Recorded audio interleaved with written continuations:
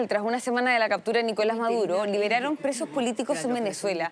Estamos justamente con Marcos José Garzón, quien es sociólogo de la Universidad de Chile, para hablar de este tema, ¿no? ¿Cómo estás?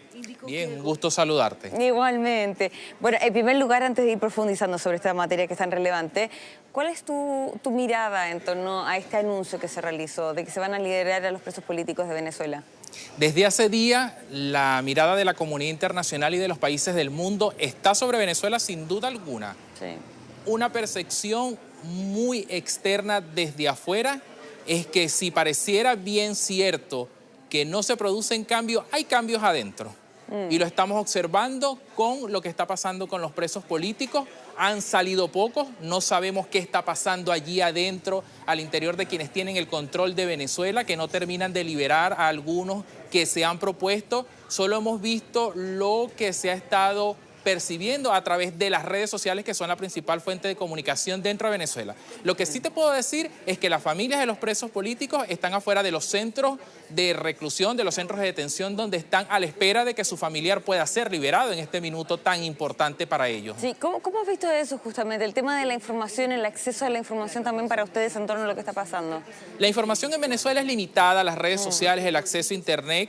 Y es importante decirle a todos quienes nos observan que mucha de la información que llega a nuestras familias en Venezuela es porque nosotros le comunicamos, le avisamos. Claro. Cuando ocurrió lo del día sábado, por ejemplo, mi familia no tenía conocimiento. Escuché y yo tuve que eso, llamar a Venezuela para avisarle, oye, despiértense, sí, está ocurriendo esto en el país, hay que tomar estas precauciones, hay que estar alerta con esto y estar también pendientes de lo que pudiera pasar. La comunicación de las personas, de los familiares en el exterior ha sido muy clave para que la población se mantenga informada dentro de Venezuela. Recuerden ustedes que recientemente algunos periodistas chilenos casi pasan a ser presos políticos cuando asumieron el riesgo de cruzar la frontera para comunicar lo que estaba pasando dentro de Venezuela. Entonces, esa es parte de la situación un poco compleja que se maneja tanto a nivel interno como externo en materia de comunicaciones con lo que está pasando con Venezuela. Bueno, sí, a la prensa chilena se le hizo imposible, de hecho, ingresar a Venezuela justamente para poder reportear lo que está pasando. Ahora, nunca se precisó cuántos presos políticos van a ser liberados. Hasta el momento solo han sido 8. ¿Cómo ves también esa situación? Que no se haya transparentado la cifra y que recién estamos hablando de 8 que han sido liberados. No sabemos qué negociación hay dentro de Venezuela, no sabemos qué acuerdos hay o qué se puede concretar o no. Vemos efectivamente que sí hay como una disposición de liberar o hay una presión del gobierno de los Estados Unidos sobre quienes controlan en Venezuela para que liberen los presos políticos, pero no hay la certeza de quiénes son, cuántos son o a quiénes van a liberar. Especulaciones de que puede salir uno que otro, ya sea civil, ya sea militar, ya sea político, alguna mujer, algún hombre, pero no hay certeza. Lo último que hemos visto en las recientes horas es que liberaron a Viallo Pirelli, quien es dirigente de Convergencia del Estado Yaracuy, del Comando con Venezuela y aliado de María Corina Machado, pero también liberaron a Márquez, quien fue candidato presidencial y parte del partido Centrado, una persona moderada. Entonces son las personas que nosotros vemos que han salido públicamente, pero a ciencia cierta, si han salido otros es porque lo han comentado lo que han dicho. Aquí hay una característica muy principal.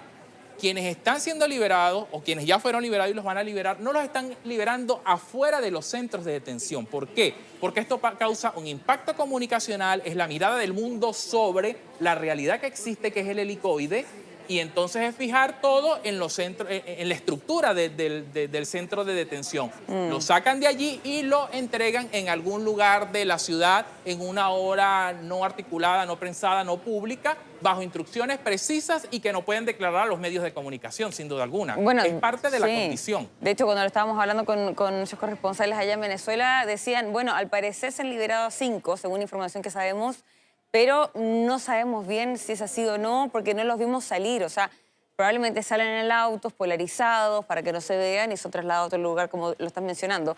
Ahora, hiciste un punto que me parece relevante. ¿Por qué motivo ven ustedes que se está dando esta liberación de los presos políticos que están en Venezuela? Si bien es cierto que a lo último de estos años, presidentes, organismos internacionales y muchos en materia internacional se han pronunciado a favor de Venezuela, a favor de los presos políticos, como una medida de presión o visibilizar la realidad que existe en Venezuela, esto se debe Lo último que ha estado pasando es la presión del presidente Donald Trump sobre Venezuela, diciendo o marcando la agenda, la pauta allí adentro. Y hay que recordar que lo que se está pidiendo es la libertad de todos los presos políticos. Allí hay civiles, allí hay militares, allí también hay en su mayoría hombres, mujeres, un menor de edad también allí. Son más de 800 los presos políticos, 86 de nacionalidad extranjera. Vimos como el día de ayer liberan a Rocío San Miguel, quien fue una activista de una organización o es parte de una organización de la sociedad civil que tiene que ver con temas de seguridad en este ámbito que le incomodó al Estado. Entonces vemos cómo la sacan del país también conjunto 4 españoles más, pero no tenemos imágenes de ellas hasta ahora. No. Es una presunción, es lo que se sabe, fue liberada, pero también hay un argentino allí adentro. Claro. Entonces, también hay un Estado colombiano. Entonces, todo aquello que represente una amenaza para quienes tienen el control de Venezuela es bastante delicado. Entonces, ¿crees que en esta etapa específicamente la liberación se está dando principalmente por la gestión que ha hecho Estados Unidos en torno a esto y que gracias a ellos estarían siendo liberados? Exactamente. Y hasta ahora los hermanos Rodríguez, quienes tienen el control del país, parecieran dar señales de que quieren seguir la ruta del gobierno de los Estados Unidos, sobre todo el presidente Donald Trump sobre Delcy Rodríguez, pero falta ver cómo va este desenlace, falta ver qué va a pasar. Y allí hay algo muy importante y es que no podemos olvidar a las familias que están afuera de los centros de reclusión. Hay presos políticos del interior del país, de diversos países. No sabemos de Juan Pablo Guanipa, no sabemos de Dinora Hernández, no sabemos de José Luis Machín, no sabemos de Freddy Superlano, por nombrarlo algunos de ellos, y no sabemos Henry Alviares, no sabemos Miguel Jorge, de muchas personas que están detenidas en un rango mínimo de 6 meses hasta año y medio. Sí, es que eso mismo, son periodos bien largos. Ahora, antes de profundizar sobre eso, las personas que están detenidas, que me parece muy importante profundizar, estamos hablando de la influencia de otros países, ¿no?, para esta situación. Y Jorge Rodríguez, cuando anunció esta libertad de los presos políticos, agradeció a Lula, a Qatar y también al expresidente español José Luis Rodríguez Zapatero. ¿Cuál ves que es la influencia que ellos tuvieron también para esta situación?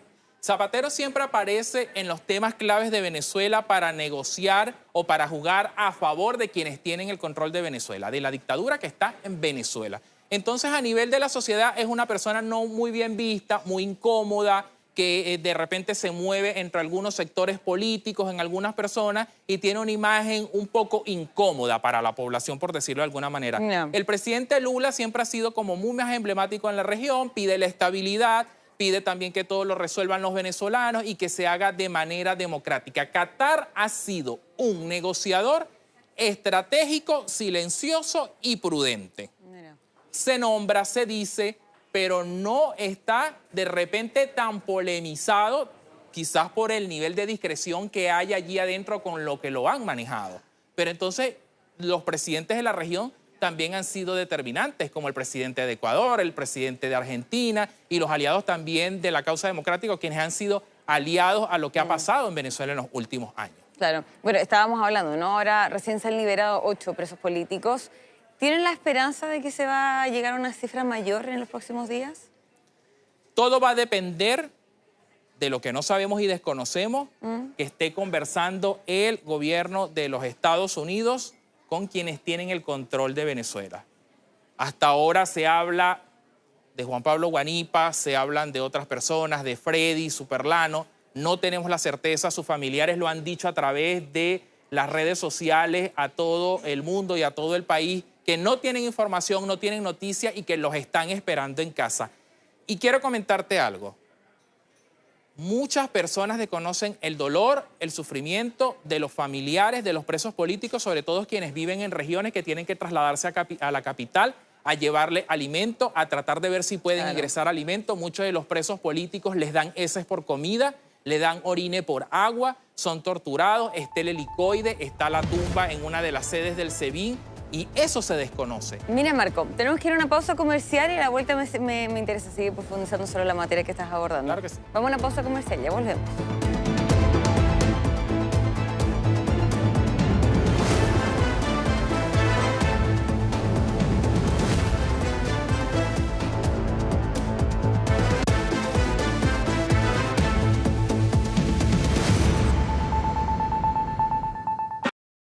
Activa y también le damos la bienvenida a quienes se suman por las pantallas de Mega 2.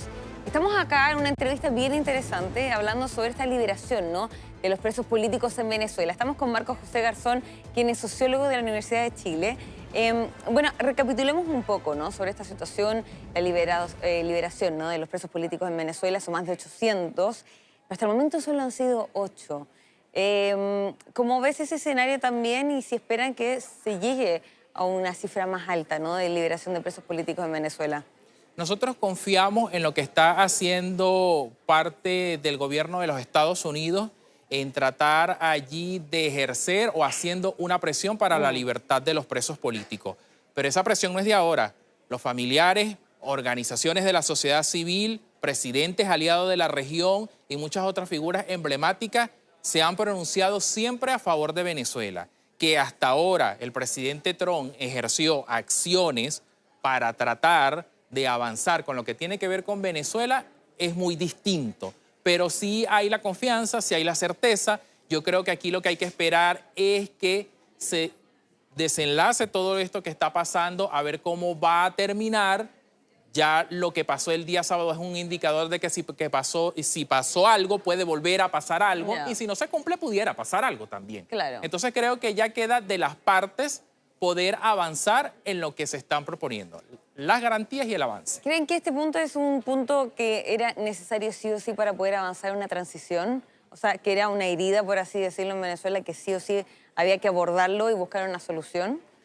Nosotros siempre hemos abordado la vía democrática, la vía electoral, también la oposición estuvo como parte de los diálogos, se agotaron todas las vías, pero si tú le preguntas al ciudadano, al venezolano común de a pie, te va a decir cualquier cosa es buena con tal de que esta gente salga del gobierno y que entreguen y que se vayan. Entonces, lo que pasó el día sábado representó algo muy emotivo, muy simbólico, muy importante dentro del núcleo de venezolanos en el mundo y dentro de Venezuela también, aun y cuando los que están dentro de Venezuela, algunos con temor, algunos con incertidumbre, algunos tranquilos, algunos esperando allí y con mucha cautela también y por seguridad también porque están dentro del país. Si bien es cierto que se han realizado algunos movimientos que se han visto, hay algunas cosas que se mantienen. Claro, pero dentro de estos presos políticos hay varios que ni siquiera habían pasado por un proceso de juicio, ¿no? O sea, que han estado ahí muchísimo tiempo sin un proceso debido, el correcto. ¿Habría esperado quizás más intervención de organismos internacionales, quizás, o de otros países, considerando que también hay, por ejemplo, lo que estábamos hablando anteriormente, al menos 5 que han sido liberados que son de España? O sea, quizás también va más involucramiento por parte de los países, de otros países, ¿no?, ante esta situación. Nosotros pedimos la libertad de todos los presos políticos. Claro. Transición sin presos políticos no debe ser transición y en la transición tienen que estar todas las partes. Nosotros confiamos en que se dé el debido proceso, en que de verdad se haga justicia y en que de verdad puedan liberarlos a todos. Todo pronunciamiento a favor de los presos políticos, toda presión es bastante importante en este momento. Quizás para muchos no es el escenario ideal lo que pasó, quizás lo ven como una agresión, quizás lo ven como una intervención, pero para muchos en otra contraparte lo ven como una señal de esperanza, como una señal de alivio y como una señal de avance. Aquí queda esperar qué va a pasar y que puedan ser liberados todos. Claro. Bueno, Donald Trump lo habíamos escuchado hace un par de días, ¿no?, que dijo que se estaba cerrando este centro de torturas que hay en Venezuela, sin hacer referencia a qué lugar se hablaba, pero todo apunta a que eventualmente podría ser el helicoide, ¿no? ¿Cómo verías ese escenario, que se cierre el helicoide? ¿Crees que es un paso fundamental? Para quienes no saben quién es el helicoide, es el centro de tortura más grande de Venezuela, que fue construido en el año 1950 y que luego de los años 2000, este centro con características de centro comercial, lo toma el Estado, está el Servicio Nacional de Inteligencia allí, hay unos subterráneos, 5 subterráneos hacia abajo, y entonces esas personas que están allí están bajo tierra, en vida, no ven la luz, no respiran, entonces es bastante polémico. Allí torturan, allí electrocutan, allí no les dan comida. Entonces es bastante delicada la situación allí. Si tú me preguntas a mí, eso habría que demolerlo como demolieron en Venezuela hace muchos años. Ocurrió la demolición del retén de Katia. Entonces eso hay que desaparecerlo porque es el símbolo, es el ícono de la estructura criminal en Venezuela. Claro. Ya, entonces sería un simbolismo bien importante y ver que efectivamente se están avanzando en cambios en Venezuela. Claro. Se vería así, ¿no? Exactamente, completamente. Eso tiene que desaparecer hasta de manera estructural porque allí yace la historia y el tiempo perdido y la injusticia de muchos presos políticos y el sufrimiento de muchas familias. Ahora, aprovecho también de preguntarte, y también para las personas que no están viendo, ¿no? Lo estábamos hablando fuera de cámara. Esta situación que hemos visto en manifestaciones pro Nicolás Maduro, lo hemos visto en Venezuela, lo hemos visto en Colombia también en distintos puntos, pero no en contra de Nicolás Maduro. Esto es principalmente motivado por el miedo y también porque muchos familiares tienen familia también que son presos políticos y temen a represalias, ¿no? Muchas veces las acciones de quienes estamos afuera pueden repercutir dentro de nuestras familias adentro. Entonces también hay que ser muy cautos, muy prudentes, pero también hay que ser responsable con el control de las expectativas y de las emociones. Claro. Esto es un proceso largo que implica un camino a veces dulce, a veces amargo, que es largo también, que tienen que estar todas las partes, todos los involucrados para la resolución del conflicto. Muchos han celebrado, muchos han llorado, muchos se siguen abrazando con la esperanza de que nos volvamos a reencontrar dentro de Venezuela. Y es que son muchos años los que tenemos fuera de Venezuela. Claro. El que menos tiene debe tener 4, 5, 3, 2 años. Y el que más tiene debe tener alrededor de 10 años, 11 años. Entonces, esto reconfigura también de qué va a pasar con las familias venezolanas y las expectativas, pero cuando vean un cambio determinante dentro del país para que puedan estar nuevamente con su familia. Por ahora hay esperanza, hay alegría, pero también están los ojos de los venezolanos que estamos fuera de Venezuela, pendiente de lo que pasa adentro con los presos políticos, pendiente de lo que pasa con nuestra familia, pero sobre todo qué cambios van a haber dentro del país, qué garantías se pueden dar allí adentro para que el país también avance y tengamos la calidad de vida que corresponde y podemos regresar a nuestros hogares. Ya, eso me parece bien interesante. O sea, hay alegría, por así decirlo, pero todavía está esa, porque han pasado tantos años también de esa situación, ¿no? Que todavía está con esa sensación de mejor celebremos cuando ya esté el cambio, ¿no? Es algo así. Sí. Hay unos que han sido más prudentes, otros que han sido más eufóricos, como ya lo señalaron algunos medios chilenos, pero también todos están atentos de que de verdad puedan regresar en cualquier momento a sus hogares. Muchos piensan que esto es un proceso rápido, de hoy a mañana. No, esto requiere el abordaje, esto requiere la revisión, los acuerdos y las negociaciones correspondientes para poder avanzar en los tiempos que se estipulen y que se tengan que llevar. Es fuerte, es crudo, pero hay que decirlo con toda responsabilidad y hay que confiar en el proceso. Y sobre todo hay que confiar en el gobierno de los Estados Unidos, que es quien está apuntalando este proceso. Pero no olvidemos algo muy importante. María Corina Machado, que ganó las primarias, Edmundo González Urrutia, que salió electo presidente, son personas claves e importantes en lo que será la reconstrucción de Venezuela y han sido personas determinantes en la presión que se ha venido dando para que se logre lo que se ha dado dentro de Venezuela. Desconocerlos a ellos es desconocer la voluntad del pueblo de Venezuela, que eligió dentro y que eligió fuera, y que Edmundo González ganó con más del 60% de los votos en lugares chavistas, en estados chavistas, donde no se pensó que iba a ganar. ¿Ven con quizás un poco de preocupación eso de que Donald Trump quizás no le ha tomado tanto el peso quizás a María Corina Machado y como que lo ha ido postergando un poco la situación de lo que podría pasar con ella y su rol? Desde mi opinión personal, yo creo que ella va a estar en el momento que corresponda y que se considere de acuerdo a la estrategia que hay con lo que se viene en Venezuela. No. Si colocamos de una vez a las partes en conflicto o a las partes que están en disputa frente de la transición, difícilmente se van a poder llegar a acuerdos. Creo que hay que avanzar en etapas, creo que se ha ido avanzando también en que alguien que está allí adentro del chavismo, del madurismo o de los quienes controlan el Estado, el gobierno allá adentro, pueda hablarle a su gente adentro y pueda contribuir a las reformas. Pero eso tiene que ver también en la presión que está haciendo Estados Unidos. Y la oposición está atenta, está alerta, vigilante de que se dé la transición, y María Corina y Edmundo González siempre dispuestos a colaborar también. Sí, ya, perfecto. Muchísimas gracias, Marco José Garzón, sociólogo de la Universidad de Chile, por analizar este tema que es tan importante y que seguro va a seguir generando noticias en los próximos días. Te agradezco esta conversación. Que estés muy bien, hasta luego. Bueno, vamos con información del momento.